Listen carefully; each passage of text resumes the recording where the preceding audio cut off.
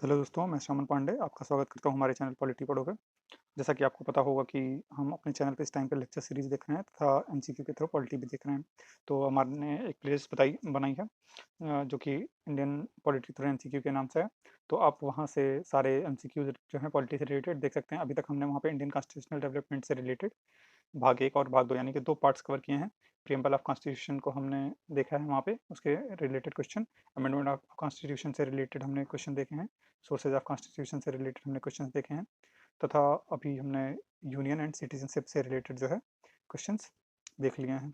अब अगला सीरीज में है फंडामेंटल राइट से रिलेटेड क्वेश्चन, जिसके बारे में अभी कर चूँकि फंडामेंटल राइट बहुत बड़ा है तो इसको हम 3 पार्ट्स में देखेंगे। तो अभी पहले पार्ट्स में के क्वेश्चन जो हैं आज हम देखेंगे। तो उससे पहले मैं आपको बता दूं कि हमने अभी 85 मिनट का एक पॉलिटी पे मैराथन किया है इंडियन कॉन्स्टिट्यूशन पे। आप उसको ज़रूर देखें तथा आपसे रिक्वेस्ट है कि हमसे कनेक्ट होने के लिए आप हमारे सोशल मीडिया इंस्टाग्राम पे, ट्विटर पे, लिंक्डइन पे कनेक्ट हो सकते हैं। आपको हमारे इनसाइट्स की जो डिस्क्रिप्शन में इनका लिंक आपको मिल जाएगा, आप वहाँ से जा करके मुझे फॉलो कर सकते हैं। तथा प्लीज़ आप लोग वीडियो को शेयर करिए, लाइक करिए तथा चैनल को सब्सक्राइब करिए। तो चलिए इस सीरीज में हम एमसीक्यू के फंडामेंटल राइट से रिलेटेड क्वेश्चंस देखते हैं। तो इसमें हम पार्ट 1 अभी करेंगे, बाकी और जो 2 पार्ट्स हैं आने वाले टाइम में हम करेंगे। तो सबसे पहले हम जो जिन आर्टिकल्स के बारे में आज क्वेश्चन देखेंगे उनको पहले डिटेल में देख लेते हैं। किस किस आर्टिकल्स के बारे में हम देख लें। तो पार्ट 3 यानी कि फंडामेंटल राइट्स से रिलेटेड आज हम बात करेंगे, जो कि आर्टिकल 12 से 35 तक आता है। आर्टिकल 12 में स्टेट की डेफिनेशन दी गई है। आर्टिकल 13 में बोलता है कि वो लॉज जो कि इनकन्सिस्टेंट है या फिर इंडरगेशन है फंडामेंटल राइट्स के, उनका क्या इफेक्ट होगा। राइट टू इक्वलिटी की बात करी जा रही है, जो कि आर्टिकल 14 से 18 तक डील करता है। आर्टिकल 14 में इक्वलिटी बिफोर लॉ की बात की गई है। आर्टिकल 15 में prohibition of discrimination on ground of religion, race, caste, sex और प्लेस ऑफ बर्थ की बात की गई है। आर्टिकल 16 में equality of opportunity in matters of public employment की बात की गई है। आर्टिकल 17 में एबोलिशन ऑफ अनटचेबिलिटी की बात की गई है। आर्टिकल 18 में एबोलिशन ऑफ टाइटल्स की बात की गई है। मैं एमसीक्यू सीरीज से जो भी एमसीक्यू जिस टॉपिक पे करूँगा उससे रिलेटेड जो आर्टिकल्स हैं उसको हम पहले बता देंगे, जिससे कि आपको आर्टिकल्स याद भी होते रहें। तो चलिए इस सीरीज में हम अगला जो अपना क्वेश्चन है उसको देखते हैं। तो जो पहला क्वेश्चन है वो fundamental right contain in which part of the constitution पूछ रहा है, किस भाग में जो है संविधान के फंडामेंटल राइट्स दिए गए हैं। तो पार्ट 3 जो है उसमें फंडामेंटल राइट्स दिए गए हैं। What range of articles comes under part 3 of Indian constitution. तो पूछ रहा है किस आर्टिकल से किस आर्टिकल तक वो रेंज पूछ रहा है कि जिसमें फंडामेंटल राइट दिए गए हैं, यानी कि पार्ट 3 मेंशन है। तो चूंकि देखिए इसमें क्वेश्चन भी दिया है पार्ट 3, तो आपको याद होना चाहिए फंडामेंटल राइट की बात कर रहा है तो आप पार्ट को और आर्टिकल कहाँ से कहाँ तक हैं सारी चीज़ें बहुत डिटेल में याद करें। इसलिए आपने देखा होगा कि मैंने मैराथन जो लिया था इंडियन पॉलिटी पे, उसमें मैंने सारे लगभग काफ़ी पॉइंट्स ऐड किए हैं उन स्लाइड्स में। उस स्लाइड्स को आप स्क्रीनशॉट भी ले सकते हैं, जिससे आपको काफ़ी नॉलेज का एनहेंसमेंट होगा। उसको बार बार आप पढ़ें तो आपको आर्टिकल्स याद हो जाएंगे। अगला जो क्वेश्चन है, under which article the definition of state include government and parliament of India, government and legislature of state and all local authorities in the territory of India. तो पूछ रहा है कि किस आर्टिकल में स्टेट की डिफिनेशन दी गई है जिसमें ये सारे आते हैं। तो आर्टिकल जो 12 है इंडियन कॉन्स्टिट्यूशन का, उसमें स्टेट की डिफिनेशन दी गई है, जिसमें गवर्नमेंट एंड पार्लियामेंट आता है, government and legislature of states आते हैं, and all local authorities in territory of India आता है। तो आर्टिकल 12 को जो हम लेक्चर सीरीज में देखेंगे तो उसको हम काफ़ी डिटेल में आपसे बताएंगे कि आर्टिकल 12 में की जो स्टेट की डिफिनीशन है उसमें कौन कौन लोग आते हैं। इससे रिलेटेड इंपॉर्टेंट केस लॉज भी हैं, जैसे अजय हाशिया का केस है, RDST का केस है, तो वो सारी केसेस भी हम लेक्चर सीरीज में देखेंगे जब इसको हम डिटेल में पढ़ेंगे। विच out of the following not covered under state under article 12 of constitution. कुछ आर्टिकल 12 जो जिसमें स्टेट की डिफिनीशन दी गई है उसमें कौन नहीं आता है, नॉट कवर्ड पूछा है। तो सेंट्रल गवर्नमेंट आता है, स्टेट गवर्नमेंट आता है, यूनिवर्सिटी ऑफ पटना चूँकि इस गवर्नमेंट से मतलब अफिलिएटेड होती है इसलिए बात है। एक डाइटी दिया तो ये नहीं आएगा, डाइटी नहीं आता, डाइटी क्यों नहीं आएगा, ये एक रैंडम टाइप का क्वेश्चन हो गया। अगला जो क्वेश्चन है, which of the following is state with in the definition of article 12 of Indian constitution. अब पूछ रहा है कि कौन स्टेट होगा आर्टिकल 12 में। तो नेशनल बुक ट्रस्ट जो है, चूँकि ये इसका गवर्नमेंट से लिंक है तो ये नेशनल बुक ट्रस्ट जो होगा ये स्टेट की डिफिनीशन में आएगा। और बाकी जो ऑप्शन है SCERT, Rajiv Gandhi board, institute of constitutional and parliamentary studies, ये सब नहीं आएंगे। अब जब क्वेश्चन पढ़ें तो इसके ऑप्शन को देखें तो इससे आपको आइडिया मिल जाएगा ऑप्शन से कि कौन कौन नहीं आए। तो आप इससे आप समझ सकते हैं SCERT नहीं हो सकता है। अगर आगे क्वेश्चन कोई आता है तो आप यहाँ पे एलिमिनेट कर सकते हैं। राजीव गांधी बोर्ड है वो भी नहीं आएगा, institute of constitutional and parliamentary studies हैं तो ये भी नहीं होगा। तो इसका आंसर हो जाएगा नेशनल बुक ट्रस्ट जो होगा वो स्टेट की डिफिनीशन में आएगा। जो क्वेश्चन 6वां है, which of the following is not state for the purpose of article 12 of Indian constitution. अब पूछ रहा है कौन स्टेट नहीं होगा आर्टिकल 12 के अकॉर्डिंग। तो एनसीईआरटी, अभी देखिए इसके पहले वाले क्वेश्चन में एससीईआरटी दिया था, तो हम गेस भी कर सकते हैं कि एनसीईआरटी नहीं होगा। तो नेशनलाइज बैंक होगा, institute of medical education and research Chandigarh ये होगा, गृह कल्याण केंद्र ये होगा। एनसीईआरटी, एससीईआरटी ये सब नहीं होंगे। तो आप देखिए यहाँ से, अगर पिछला क्वेश्चन आपने ध्यान दिया था ऑप्शंस में, तो आप कहीं कहीं उससे दिमाग लगा सकते थे और यहाँ पे एलिमिनेट करने में आपको आसानी होती। तो जो एनसीईआरटी है वो आर्टिकल 12 में डिफिनीशन जो है स्टेट का उसमें नहीं आएगा। क्वेश्चन 7वां है, which one of the among following not a relevant factor to decide whether an agency or instrumentality should be treated as state under article 12 of constitution of India। तो पूछ रहा है कि कौन सा इसमें जो है relevant factor नहीं होगा डिसाइड करने में कि आर्टिकल 12 में जो स्टेट की डिफिनीशन है तो उसको मतलब डिसाइड करने में कौन सा एक इंपॉर्टेंट फैक्टर नहीं होगा।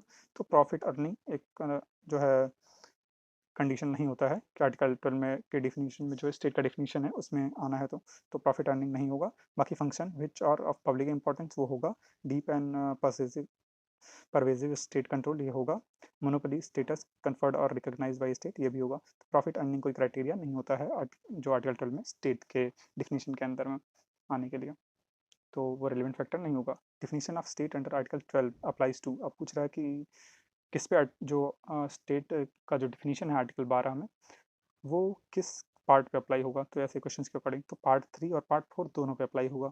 आप गलती से पार्ट 3 बस मत करिएगा, पार्ट 3 और पार्ट 4 दोनों पे अप्लाई होगा। तो आपको फंसाने के लिए देखिए इसमें ओनली पार्ट 3 ऑफ कॉन्स्टिट्यूशन दिया गया है, लेकिन आप ध्यान रखेंगे आर्टिकल 12 में जो डिफिनीशन ऑफ स्टेट दिया गया है वो दोनों पार्ट 3 पे भी अप्लाई होगा और पार्ट 4 पे भी अप्लाई होगा। अगला क्वेश्चन है, which of the following is a state for the purpose of article 12। अब इसमें पूछ रहा है कौन स्टेट होगा आर्टिकल 12 के लिए। तो चूंकि एनसीईआरटी हमने पहले भी क्वेश्चन देखा कि नहीं होगा, institute of constitutional and parliamentary studies नहीं होगा। अब देखिए हम एलिमिनेट कर पा रहे हैं क्योंकि हमने पिछले क्वेश्चन को ध्यान से देखा था। हाई कोर्ट ऑफ दिल्ली, चूँकि ये भी नहीं होगा। इंडियन ऑयल कॉर्पोरेशन ये होगा। हाई कोर्ट ऑफ दिल्ली चूँकि नहीं होगा, वो जुडिशरी हमारी इंडिपेंडेंट है तो वो स्टेट के डेफिनेशन में नहीं आती। इस पे केस भी एक जुडिशरी को स्टेट जुडिशरी जो है वो क्या बोलते हैं आर्टिकल 12 के डेफिनेशन में आएगी कि नहीं, इस पे काफ़ी लंबा डिबेट है, जब हम इसको लेक्चर सीरीज में करेंगे तो आपको इसमें डिटेल में बताएंगे। तो एनसीईआरटी नहीं होगा, एससीईआरटी भी हमने देखा कि नहीं होगा, institute of constitutional and parliamentary studies नहीं होगा, हाई कोर्ट ऑफ दिल्ली नहीं होगा, इंडियन ऑयल कॉर्पोरेशन होगा। तो इसका आंसर हो जाएगा आईओसी, जो कि आर्टिकल 12 में स्टेट के डेफिनेशन में आएगा। अगला जो क्वेश्चन है, corporation is state for the purpose of enforcement of fundamental rights. इसका आंसर हो जाएगा इट इज़ एन एजेंसी और इंस्ट्रूमेंटैलिटी ऑफ गवर्नमेंट। अगर वो एजेंसी और इंस्ट्रूमेंटैलिटी ऑफ गवर्नमेंट है तो वो जो कॉर्पोरेशन वो स्टेट के डेफिनेशन में आता है इन्फोर्समेंट ऑफ फंडामेंटल राइट के लिए। अगला जो क्वेश्चन है, which one of the following is state under article 12 for the purpose of enforcement of fundamental right. पूछ रहा है कौन सा स्टेट के डेफिनेशन में आएगा, तो हो जाएगा the life insurance corporation of India, यानी कि एलआईसी जो होगा वो आएगा। बाकी ये जो ऑप्शन दिए हुए हैं, पार्टनरशिप फॉर्म नहीं होगा स्टेट, एक कोऑपरेटिव सोसाइटी भी स्टेट के डेफिनेशन में नहीं आएगा, एक company establish under companies act ये भी नहीं आएगा। तो इसका आंसर हो जाएगा एलआईसी, एलआईसी स्टेट के डेफिनेशन में आएगा। Under which of the following articles laws inconsistent और in derogation of fundamental rights are declared void. तो चूंकि हमने जब आर्टिकल भी पढ़ा था तो उसका सेम सेम लाइन है, तो आर्टिकल 13 में ये बात दी गई है कि लॉज इनकंसिस्टेंट और in derogation of fundamental rights होंगे वो वाइड हो जाएंगे। अगला क्वेश्चन है, which of the following included in the definition of law as provided in article 13। तो उसका कौन कौन जो है लॉ के डेफिनेशन में ऐड आएगा। तो बाई लॉज भी आएंगे, custom having force of law ये भी आएगा, uses having force of law ये भी आएंगे। तो सारे ऑल ऑफ द अबव इसका आंसर हो जाएगा, लॉ के डेफिनेशन में ये सारे आएंगे।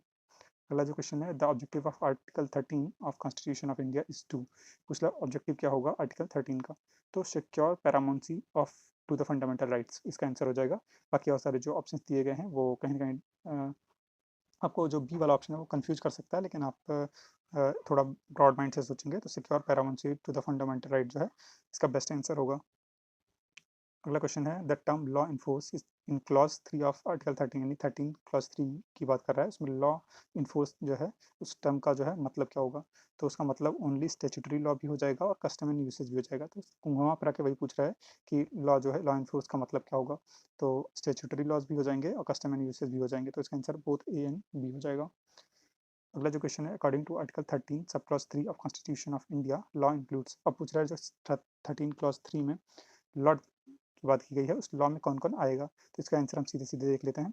लॉ के डिफिनीशन में any ordinance, order, bylaws, rule, regulations, notifications, customs और usages having in the territory of the India the force of law. ये सारे जो हैं लॉ की डेफिनेशन में आर्टिकल 13 सब क्लॉज 3 के तहत आएंगे। According to the constitution of India, pre constitutional laws inconsistent with the fundamental rights. पूछ रहा है कि जो कि प्री कॉन्स्टिट्यूशनल लॉज रहे हैं और जो कि फंडामेंटल राइट से इनकंसिस्टेंट रहे हैं, मतलब उसको कहीं कहीं उसके अपोज में रहे हैं, खिलाफ में रहे हैं, या फिर उसको फॉलो नहीं करते हैं, इनकंसिस्टेंट हैं उसके, तो वो जो राइट्स रहे हैं वो उनका क्या होगा, तो वो जो होंगे वाइड हो जाएंगे। वाइड मतलब वो नल एंड वाइड, यानी कि खत्म माने जाएंगे ऐसे। तो according to constitution of India, pre constitutional laws inconsistent with the fundamental rights जो होंगे वो वाइड हो जाएंगे। अगला जो क्वेश्चन है, the doctrine of eclipse is in regard to article. पूछ रहा है डॉक्ट्रिन ऑफ इक्लिप्स जो है किस आर्टिकल से रिलेट करता है। तो चूंकि ये डिटेल क्वेश्चन है, ये सबको पता नहीं होता, लेकिन आर्टिकल 30 से रिलेटेड कुछ इंपॉर्टेंट डॉक्ट्रिन है, तो उस डॉक्ट्रिन में ही डॉक्ट्रिन ऑफ इक्लिप्स भी है, तो आप इसको याद रखेंगे। बाकी जब हम डिटेल में आर्टिकल 13 देखेंगे तो इसको हम जो इंपॉर्टेंट डॉक्ट्रिन है सारे डॉक्ट्रिन्स के बारे में आपसे बात करेंगे। अगला जो क्वेश्चन है, the doctrine of eclipse applies to. पूछ रहा है डॉक्ट्रिन ऑफ इक्लिप्स अप्लाई कहाँ होता है, तो ये होता है अप्लाई पोस्ट कॉन्स्टिट्यूशनल लॉज को पे, but only in the respect to the non citizen से रिलेटेड जो पोस्ट कॉन्स्टिट्यूशनल लॉज हैं उन पे अप्लाई होता है।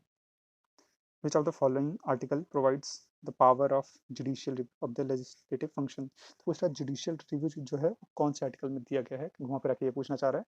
तो जुडिशियल रिव्यू से रिलेटेड जो बात है आर्टिकल 13 में की गई है। आप ध्यान देंगे कि जब मैं अपना मैराथन देख रहे थे हम लोग, जो इंडियन पॉलिटी पे मैराथन हमने किया है 85 मिनट का, तो उसमें मैंने जुडिशियल रिव्यू की बात करते टाइम आपको आर्टिकल 13 का जिक्र किया था। तो वो आप मैराथन वीडियो जरूर देखें, वो बहुत ही इंपॉर्टेंट है, आपके नॉलेज को काफ़ी इन्हेंस करेगा। चलिए अगला क्वेश्चन देखते हैं, the power of judicial review in India possessed by. तो पूछ रहा है कि पावर ऑफ जो जुडिशियल रिव्यू का पावर है किसके पास है, तो वो पावर जो है सुप्रीम कोर्ट और हाई कोर्ट दोनों के पास होता है। ध्यान देंगे, केवल सुप्रीम कोर्ट के पास नहीं होता है, या फिर केवल सभी कोर्ट के पास भी नहीं होता है, पार्लियामेंट के पास तो होता नहीं है। तो जुडिशियल रिव्यू का जो पावर है सुप्रीम कोर्ट और हाई कोर्ट्स के पास होता है। ध्यान देंगे, the concept of judicial review in India is inspired by the constitution of. पूछ रहा जुडिशियल रिव्यू का जो कंसेप्ट है वो किस कॉन्स्टिट्यूशन से इंस्पायर करके हमने लिया है, तो इसका आंसर है अमेरिका, यूएसए। हमने जो सोर्सेज ऑफ कॉन्स्टिट्यूशन का लेक्चर लिया था उसमें हमने सारे जो सोर्सेज की बात की है, उससे रिलेटेड क्वेश्चंस भी हमने किया है, MCQ on sources of constitution of India भी किया है। तो उन दोनों वीडियो को जाके देखें आप, लेक्चर जो है सोर्सेज ऑफ कॉन्स्टिट्यूशन पे और MCQ on constitution sources of constitution पे, तो आपको काफ़ी नॉलेज गेन होगा। क्वेश्चन नंबर 23 है, जुडिशियल रिव्यू मीन्स। अब पूछा जुडिशियल रिव्यू का मतलब क्या है, तो आप जो ऑप्शन देखेंगे तो आपको बड़े अटपटे से आंसर मिलेंगे, आप कंफ्यूज भी होंगे, लेकिन जुडिशियल रिव्यू का जो मतलब होता है वो testing the action of executive by the judiciary. Judiciary जब एग्जीक्यूटिव या एडमिनिस्ट्रेटिव जो भी बॉडीज हैं उनके एक्शंस को टेस्ट करती है, तो उसको जुडिशियल रिव्यू कहते हैं। अगला जो क्वेश्चन है, does a foreign citizen have fundamental rights under the Indian constitution. दूसरा जो फॉरेन सिटीजन होगा क्या उसको भी फंडामेंटल राइट इंडियन कॉन्स्टिट्यूशन के तहत मिलेंगे, तो इसका आंसर जो होगा वो जाएगा some fundamental rights apply to the all persons whereas other are restricted to citizens. कुछ जो आर्टिकल हैं वो तो मतलब मिलते ही हैं सबको, चाहे वो फॉरेन हो या फिर जो है सिटीजन इंडियन सिटीजन हो, लेकिन कुछ ऐसे आर्टिकल हैं जो पर्टिकुलरली सिटीजन्स को ही मिलते हैं। तो वो जो आर्टिकल हैं वो 5 आर्टिकल हैं, आप उसको ध्यान देंगे। तो आर्टिकल 15 हो गया, आर्टिकल 16 हो गया, आर्टिकल 19 हो गया, आर्टिकल 29 हो गया, आर्टिकल 30 हो गया। ये जो 5 राइट हैं, 5 आर्टिकल्स हैं, ये केवल सिटीजन्स को होते हैं। बाकी और सारे आर्टिकल्स जो हैं सिटीजन्स और नॉन सिटीजन्स को भी अप्लाई होता है। अगला जो क्वेश्चन है, right to equality are in article. पूछ रहा राइट टू इक्वलिटी किस आर्टिकल में दिया गया है, तो राइट टू इक्वलिटी का जो आर्टिकल है 14 से 18 तक आता है। आप गलती से भी 14 बस मत लगा दीजिएगा, आर्टिकल 14 से 18 तक राइट टू इक्वलिटी की बात होती है। The rule of law is found in. पूछ रहा रूल ऑफ लॉ किस आर्टिकल में दिया गया है या फिर किस आर्टिकल से डेराइव होता है, तो आर्टिकल 14 में रूल ऑफ लॉ की बात की गई है। Equality before law is a fundamental right enshrined in which of the following articles. Article 14 में इक्वलिटी बिफोर लॉ की बात की गई है, तो इसको ध्यान देंगे। आर्टिकल 14 जो है of constitution of India is confined to. पूछ रहा है आर्टिकल 14 कन्फाइंड है किसको, तो आर्टिकल 14 किसको मिला हुआ है ऐसा पूछना चाह रहा है। ऑप्शन के थ्रू अगर हम देखते तो वो दिया है citizen of India, any person, citizen of commonwealth countries, none of the. इसका आंसर हो जाएगा टू एनी पर्सन। आर्टिकल 14 जो है चाहे वो सिटीजन हो नॉन सिटीजन हो सबको मिला हुआ है। केवल आर्टिकल 15, 16, 19, 29 और 30 ऐसे हैं जो कि केवल सिटीजन को मिले हुए हैं, बट बाकी आर्टिकल जो 14 हो किसी भी पर्सन को मिला हुआ है। The equality provision with Article 14 of the Constitution of India has been influenced by the Constitution of। तो पूछ रहा है कि इक्वलिटी जो प्रोविजन है तो आर्टिकल 14 का वो किस कॉन्स्टिट्यूशन से इन्फ्लुएंस हुआ है। तो ऑप्शंस के अकॉर्डिंग तो यूएसए हो जाएगा, लेकिन आप ध्यान देंगे कि यूएसए से हमने इक्वल प्रोटेक्शन ऑफ लॉज लिया है, तथा यूके से हमने यानी कि ब्रिटिश कॉन्स्टिट्यूशन से हमने इक्वलिटी बिफोर लॉ लिया है। आप जब सोर्सेज ऑफ इंडियन कॉन्स्टिट्यूशन का हमारा लेक्चर या फिर एमसीक्यू सीरीज देखेंगे तो आपको इसके बारे में डिटेल में नॉलेज मिल जाएगी। Article 14 of constitution of India provides all person. तो पूछ रहा है आर्टिकल 14 जो है कॉन्स्टिट्यूशन जो है संविधान का, वो पर्सन्स को क्या प्रोवाइड करता है। तो equality before law and equal protection of laws, दोनों की बात करता है, केवल इक्वलिटी बिफोर लॉ की बात नहीं करता है। इस बात का आप ध्यान देंगे। तो इसका आंसर हो जाएगा equality before law and equal protection of law.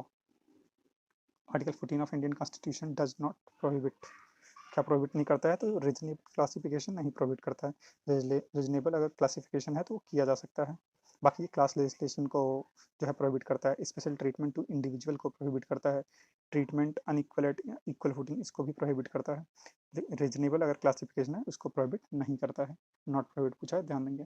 अगला जो क्वेश्चन है discrimination by law in the marriage age, जो कि मैरिज का एज अगर शादी की बात करी जाए हमारे इंडिया में तो होती है, बॉय के लिए 21 है ईयर्स है और गर्ल्स के लिए 18 ईयर्स है। तो कुछ है ये जो डिस्क्रिमिनेशन है तो इसके बारे में पूछ रहा है। तो ये कहीं ना कहीं does not offend article 14 of the constitution, ये आर्टिकल 14 को ऑफेंड नहीं करेगा, क्योंकि अभी हमने देखा जो पिछले में कि रीजनेबल क्लासिफिकेशन किया जा सकता है, तो ये रीजनेबल क्लासिफिकेशन के अंतर्गत आ जाता है, इसलिए ये आर्टिकल 14 को ऑफेंड नहीं करेगा। क्वेश्चन नंबर 33 जो है according to A V Dicey the meaning of the rule of law may be discussed under which of the following heads. तो पूछ रहा है कि रूल ऑफ लॉ किस हेड के अंदर आ जाएगा। तो आपको सबको पता है कि रूल ऑफ लॉ की जो बात है, एविडाइसी जो रूल ऑफ लॉ की बात करते हैं वो आर्टिकल 14 में आता है, और आर्टिकल 14 इक्वलिटी बिफोर लॉ के अंदर आ जाएगा। तो ये आंसर हो जाएगा। Article 15 of the constitution prohibit discrimination between citizens on the basis of, article 15 जो है संविधान का वो प्रोहिबिट करता है डिस्क्रिमिनेशन लोगों के बीच में किस किस बेसिस पे। तो इसका आंसर हो जाएगा religion, race, caste, sex, place of birth, या फिर इनमें से कोई भी। तो ये इसका करेक्ट आंसर हो जाएगा। तो आप इसको लाइन से याद कर लेंगे, religion, race, caste, sex, place of birth और एनी ऑफ देम। और ऑप्शंस में देखिए आपको फंसाने की कोशिश की गई है, केवल 2 या 3 बातें दी गई हैं, तो आप ध्यान देंगे। 5 ग्राउंड पे होगा, रिलीजन के ग्राउंड पे, रेस के ग्राउंड पे, कास्ट के ग्राउंड पे, सेक्स के ग्राउंड पे, या फिर प्लेस ऑफ बर्थ के ग्राउंड पे, या फिर इनमें से कोई भी हो सकता है। तो इस पे जो है प्रोहिबिट किया जाता है डिस्क्रिमिनेशन। आप इन ग्राउंड्स पे भेदभाव किसी के साथ नहीं कर सकते हैं कि वो किसी धर्म का है या किसी रेस का है, किसी जाति का है, या फिर किसी लिंग का है, या फिर किसी जगह पे पैदा हुआ है। तो इस जैसे कि कोई नॉर्थ में पैदा हुआ, साउथ में, कोई बिहार में, यूपी, तो ऐसा हम भेदभाव करते हैं, बट ऐसा प्रोहिबिट किया गया हमारे संविधान में, ऐसा नहीं करना चाहिए। तो आप सभी लोग एक जागरूक नागरिक होने की वजह से इस बात का ध्यान दें और किसी के साथ जो है भेदभाव मत करें, डिस्क्रिमिनेशन मत करें। Fundamental right conferred by article 15 sub clause 1 of the constitution is available to. तो आर्टिकल 15 किसको मिला हुआ है। तो अभी हमने इसके पहले भी आपको बताया कि आर्टिकल 15, 16, 19, 29 और 30 ये केवल सिटीजन्स को मिला हुआ है। तो इसका आंसर हो जाएगा एनी सिटीजन। अगला जो क्वेश्चन है, which of the following article of the constitution of India permits state to make special provision for women and children. तो वुमेन और चिल्ड्रन के लिए स्पेशल प्रोविजन किस आर्टिकल के थ्रू जो है जो स्टेट बना सकती है। तो आर्टिकल 15 सब क्लॉज 3 है। ऐसे ये बहुत फ्रिंज आर्टिकल्स हैं, लेकिन आप बहुत इंपॉर्टेंट आर्टिकल्स हैं। जो भी एग्जाम्स हैं, चाहे यूपीएससी या यूपीपीसीएस के एग्जाम्स हैं या फिर जुडिशरी के एग्जाम, जुडिशरी में तो कई बार ये सारे प्रोविजन पूछे गए हैं, तो आप इन आर्टिकल्स को ध्यान रखेंगे। Reservation of seats in educational institution in favor of SCs and STs is governed by। तो SCs और STs को जो एजुकेशनल इंस्टीट्यूशन में रिजर्वेशन मिला है तो वो किस आर्टिकल के थ्रू मिला हो। तो आर्टिकल 15(4)। आप ध्यान देंगे कि इसमें ये कहीं ना कहीं जो एजुकेशनल इंस्टीट्यूशन है ये गवर्नमेंट एजुकेशनल इंस्टीट्यूशन होते हैं, इसके फेवर में जो है SC ST को जो है रिजर्वेशन मिलता है सीट्स का। तो आर्टिकल 15 सब क्लॉज 4 यानी 15 का जो चौथा भाग होगा उसके अंतर्गत आ जाएगा ये reservation of seats in educational institution in favour of SCs and STs। अगला जो क्वेश्चन है backwardness under article 15 sub clause 4। 15 sub clause 4 में ही जो है बैकवर्डनेस जो कि SC STs के लिए डिफाइन करी गई है। तो क्या कैसी बैकवर्डनेस होनी चाहिए। तो वो जो बैकवर्डनेस होनी चाहिए वो सोशल और एजुकेशनल होनी चाहिए। ध्यान देंगे सोशल और एजुकेशनल होनी चाहिए, ना कि इकोनॉमिकल। तो इकोनॉमिकल जो भी होगा वो ऑप्शन अपने आप डिलीट हो जाएगा। तो इस बात को आप ध्यान देंगे, सोशल और एजुकेशनल जो है बैकवर्डनेस की बात आर्टिकल 15 सब क्लॉज 4 में की गई है। अगला जो क्वेश्चन है reservation of seats in private educational institution for SCs and STs are govern by. तो reservation of seats in private educational institution की बात करेंगे जब SC और SC के लिए, तो किस आर्टिकल में दिया गया है। तो वो आर्टिकल 15 सब क्लॉज 5 में दिया गया है। Reservation of seats in private educational institution SC ST के लिए जो बात है वो 15 सब क्लॉज 5 में की गया है। और जब जनरल बात करेंगे कि किस इंस्टीट्यूशन में जो है रिजर्वेशन ऑफ सीट की, तो 15 सब क्लॉज 4 में दिया किया गया है। अगला जो क्वेश्चन है, equality of opportunity in matters of public employment. Equality जो कि पब्लिक एम्प्लॉयमेंट के मैटर्स में जो है सबको इक्वल अपॉर्चुनिटी मिलेगा, ये जो है is guarantee to all citizens of India. Options देख के आप क्वेश्चन करेंगे तो ये कहीं कहीं इनडायरेक्टली पूछना चाह रहा था कि आपको पता है कि नहीं कि आर्टिकल जो 16 है वो केवल सिटीजन्स को मिलता है। तो इससे रिलेटेड देखिए कई क्वेश्चन आ गए हैं कि कौन सा जो आर्टिकल है किसको मिलता है, सिटीजन को मिलता है कि सभी को मिलता है या फिर फॉरेनर्स को मिलता है। तो इससे रिलेटेड ये क्वेश्चन उसी तरीके का हो जाएगा। Equal opportunity in matters of public employment जो है वो all the citizens of India को मिलेगा। अगला जो क्वेश्चन है, अंडर आर्टिकल 16 में जो वर्ड है any employment of office applies, तो पूछ रहा है जो आर्टिकल 16 में वर्ड जो शब्द दिया गया है एनी एम्प्लॉयमेंट ऑफ ऑफिस, वो किस पे अप्लाई होता है? तो वो पब्लिक एम्प्लॉयमेंट पे केवल अप्लाई होता है और किसी एम्प्लॉयमेंट पे अप्लाई नहीं होता, केवल पब्लिक एम्प्लॉयमेंट पे अप्लाई होता है, ध्यान देंगे। क्वेश्चन जो 42वां है, what articles of the constitution provides for the reservation in promotion of एससीज एंड एसटीज। तो पूछ रहा है कि रिजर्वेशन जो है प्रमोशन जो है प्रमोशन में जो रिजर्वेशन मिलता है एससी और एसटी को कौन से आर्टिकल्स के थ्रू गवर्न होता है? तो आर्टिकल 16(4) का जो ए है वो जो है रिजर्वेशन जो डील करता है प्रमोशन में एससी एसटीज के, तो ये इंपॉर्टेंट है। टर्म जो है कॉन्सिक्वेंशियल सीनियरिटी भी जो है 16 सब क्लॉज 4A में दिया गया है, और कैचअप रूल जो होता है वो भी सुप्रीम कोर्ट ने दिया था, वो भी 16 जो है आर्टिकल 16 4A से ही रिलेटेड है। जब हम आर्टिकल 16 को लेक्चर सीरीज में देखेंगे तो ये सारी बातों को बहुत डिटेल में पढ़ेंगे। फिलहाल आप ये जान लें कि जो रिजर्वेशन होता है प्रमोशन में एससी एसटीज का, तो वो आर्टिकल 16(4)(a) के तहत होता है, और टर्मिनेशन और जो टर्म जो है कॉन्सिक्वेंशियल सीनियरिटी की बात करी गई है वो भी आर्टिकल 16(4)(a) में दिया है। कैचअप रूल भी जो है 16(4)(a) से रिलेटेड है। अगला जो क्वेश्चन है, question 43, which article of the constitution enables the state to have special drive for unfilled reserve vacancies of the year. तो अभी ये बैकलॉग वैकेंसीज की बात कर रहा है कि बैकलॉग वैकेंसीज से रिलेटेड कौन सा आर्टिकल दिया गया है। तो आर्टिकल 16(4)(b) जो है वो बैकलॉग वैकेंसीज से डील करता है। तो आप ध्यान भी देखेंगे कई बार क्वेश्चन पूछा गया है कि आर्टिकल जो 16 का सब 4B है वो किस अमेंडमेंट के थ्रू ऐड किया गया है। तो ये 81st अमेंडमेंट 2000 में ऐड किया गया था, सॉरी ध्यान देंगे 81st अमेंडमेंट 2000 में ये ऐड किया गया था। तो 16(4)(b) जो है वो बैकलॉग वैकेंसी से डील करता है। क्वेश्चन 44 जो है, untouchability is abolished and it's practice in any form जो है इस जो है फॉरबिडन है। तो बोल रहा है कि untouchability is abolished and it's practice in any form जो है फॉरबिड किया गया है, वो कौन से आर्टिकल में है? तो अनटचेबिलिटी से रिलेटेड जो आर्टिकल है वो आर्टिकल 17 ऑफ कॉन्स्टिट्यूशन है, ध्यान देंगे। अस्पृश्यता जो इसको हम बोलते हैं, छुआछूत भी बोलते हैं, तो उससे रिलेटेड जो आर्टिकल है उसको खत्म करने से रिलेटेड तो वो आर्टिकल 17 है। अगला जो क्वेश्चन है, प्रैक्टिसिंग अनटचेबिलिटी इज, पूछ रहा है कि जो अनटचेबिलिटी प्रैक्टिस अगर करना क्या है, तो वायलेशन ऑफ कॉन्स्टिट्यूशनल राइट भी है जो कि आर्टिकल 17 में दिया है, और क्रिमिनल ऑफेंस भी है जो कि इसके लिए हमने एक्ट अलग से बनाया हुआ है 1955 का। तो इसका आंसर हो जाएगा बोथ ए एंड बी। अगला जो क्वेश्चन है, article 17 of Indian constitution deals with, तो वो कैसे डील करता है अभी हमने देखा, एबोलिशन ऑफ अनटचेबिलिटी से आर्टिकल 17 डील करता है। अगला क्वेश्चन है, evolution of untouchability comes under, तो ये पूछ रहा है कि ये जानना चाह रहा है कि आपको ये आइडिया है कि आर्टिकल 17 राइट टू इक्वलिटी के अंदर आता है कि नहीं। तो जो एवोल्यूशन ऑफ अनटचेबिलिटी है वो राइट टू इक्वलिटी के अंदर आता है, ध्यान देंगे। इसीलिए आप मैंने बोला है कि आप जो रेंज ऑफ आर्टिकल भी है उसको भी याद करें कि किस राइट के थ्रू आता है। तो राइट टू इक्वलिटी 14 से 18 तक आता है, तो आर्टिकल 17 जो है राइट टू इक्वलिटी के अंदर आ जाएगा। तो the protection of civil rights act 1955 was enacted to give effect to which provision of the constitution. अब पूछ रहा है जो provision protection of civil rights act जो 1955 का आया था वो कौन से आर्टिकल को इफेक्ट देने के लिए आया था? तो आर्टिकल 17। तो ये जो एक्ट है protection of civil rights act, ये कहीं अनटचबिलिटी को जो है एबोलिश करने के लिए ही लाया गया है, तो आर्टिकल 17 इसका आंसर हो जाएगा। अगला क्वेश्चन है, which of the following is prohibited without the consent of the president of India according to article 18। Article 18 जो है एबोलिशन ऑफ टाइटल से डील करता है, तो उसमें बोलता है कि पूछ रहा है कि कौन से इसमें प्रोहिबिट किए गए हैं कि अगर बिना कंसेंट, अगर प्रेसिडेंट यानी कि राष्ट्रपति का कंसेंट नहीं है तो आप ये चीज़ें नहीं कर सकते। कन्फर्मेंट ऑफ टाइटल भी आप नहीं कर सकते हैं, accepting any title from foreign state नहीं, सोवरेन स्टेट नहीं कर सकते हैं, एक्सेप्टिंग एनी गिफ्ट और office of any kind from और अंडर एनी फॉरेन स्टेट, ये भी नहीं कर सकते हैं। तो इसका answer all of the above हो जाएगा। जब आर्टिकल 18 को पढ़ेंगे तो मैं डिटेल में आपको बताऊंगा कि कौन किस तरीके के प्रोविजन जो आर्टिकल 18 में दिए गए हैं। अभी आप ध्यान देंगे कि आर्टिकल 18 जो है एबोलिशन ऑफ टाइटल से डील करता है। अगला जो क्वेश्चन है, citizen of India who holds any office of profit और trust under the state cannot accept any title from foreign state without the consent of the, इसके पहले भी हमने क्वेश्चन देख लिया है। तो आप क्वेश्चन को भी जब पढ़ें तो ध्यान से पढ़ें, देखिए आपको क्वेश्चन में ही, इस वाले क्वेश्चन में ही आपको आंसर अगले क्वेश्चन का मिल जा रहा है। तो इसका आंसर हो जाएगा प्रेसिडेंट, बिना प्रेसिडेंट की अनुमति के जो है सिटीजन ऑफ इंडिया जो है होल्ड कर नहीं कर सकता है। कौन सा क्या, ऑफिस ऑफ प्रॉफिट और ट्रुथ अंडर इन स्टेट नहीं कर सकता, वो किसी फॉरेन स्टेट से कोई टाइटल नहीं ले सकता है बिना प्रेसिडेंट के परमिशन के। तो इस तरीके से हमने अपने सारे इंपॉर्टेंट जो क्वेश्चंस रहे हैं आर्टिकल 12 से लेकर आर्टिकल 18 के अंतर्गत वो सारे क्वेश्चन देखे हैं। अगले पार्ट में हम जो है राइट टू फ्रीडम जो कि आर्टिकल 19 से 22 तक आता है उससे रिलेटेड क्वेश्चन देखेंगे। तो प्लीज़ आप लोग वीडियो को ढेर सारा प्यार दीजिए, वीडियो को लाइक करिए, शेयर करिए तथा चैनल को सब्सक्राइब करिए। तथा आपसे विनती है कि अनुरोध भी है कि आप जो है मैराथन जो लेक्चर है भारतीय संविधान का, इंडियन कॉन्स्टिट्यूशन का मैराथन है 50 मिनट का, उसको ज़रूर देखें, वो आपके लिए बहुत ही बेनिफिशियल होगा। तथा आप हमसे जुड़ने के लिए हमारे सोशल मीडिया पे जुड़ सकते हैं। आप इंस्टाग्राम, ट्विटर और लिंक्डइन का जो है आप मुझसे जुड़ सकते हैं इंस्टा पे, ट्विटर पे, लिंक्डइन पे। डिस्क्रिप्शन में सारे जो है इन मेरे सोशल मीडियाज़ के लिंक दिए गए हैं, तो आप वहाँ से मुझे ज्वाइन कर सकते हैं।